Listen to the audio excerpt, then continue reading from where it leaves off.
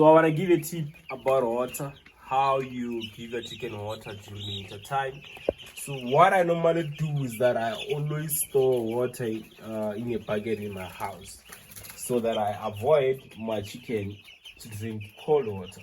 So one thing you must learn and know is that your chicken, when they drink cold water, their body automatically becomes cold. So avoid feeding your chicken cold water. So what I do, I always have a bucket in my house where I put water. So every time I refill my drinkers and my feeders, or whenever I come to check my chickens, I make sure that I refill the bucket in the house as well. So it always stays with water in the house. So as long as my house is warm, the water will always become warm.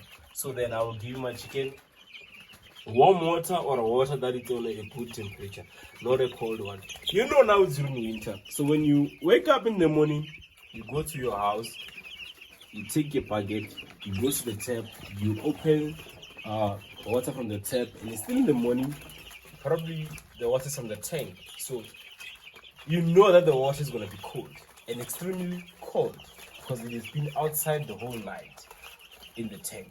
So probably it's gonna be cold.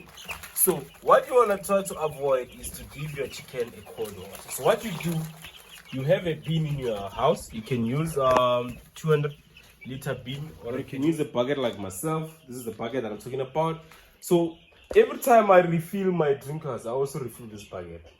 So I always make sure that the water stays in the house. So the temperature of the water becomes normal. It doesn't become too cold for my chicken.